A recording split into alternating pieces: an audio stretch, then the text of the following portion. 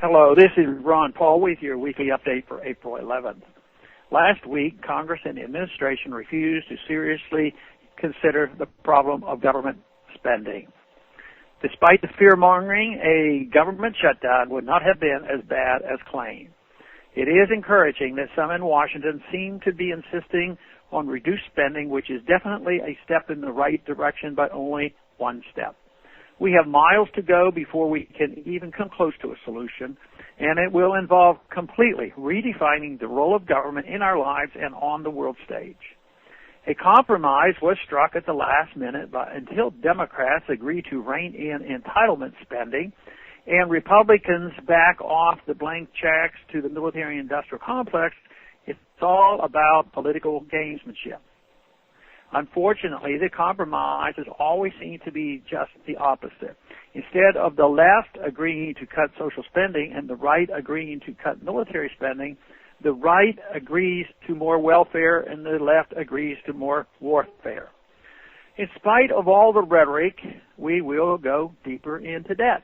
The Fed will print more money and the value of the dollar will continue to plummet. How long will it be before foreigners stop buying our debt and hyperinflation arrives? Throughout history, empires have always overextended themselves through conquests and wealth transfers, leading to eventual collapse from the Roman Empire to the Soviet Union.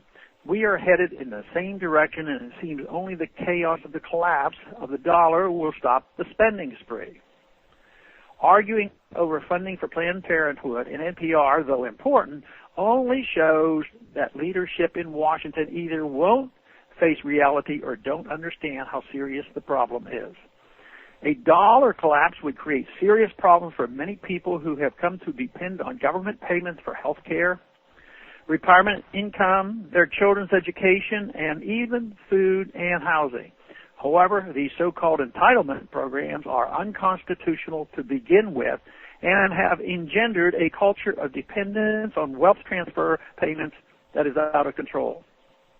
It concerns me greatly that instead of dealing seriously with our situation, so many in Washington would rather allow the chaos that will ensue when all of the dependent people are suddenly cut off. Better to look reality squarely in the face and tell the people the difficult truth that government is simply not capable of managing people's lives from cradle to grave as was foolishly promised. We face trillions in deficits with any of the budgets under consideration.